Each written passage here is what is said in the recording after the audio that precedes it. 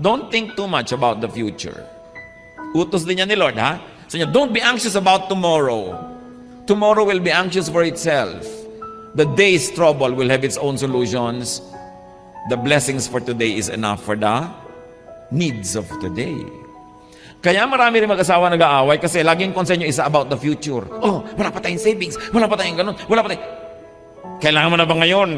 Dumadami yung problema pag iniisip yung nakaraan, naaalala nyo yung mga galit nyo, o kaya yung future, naiisip nyo yung mga fears ninyo, mga worries.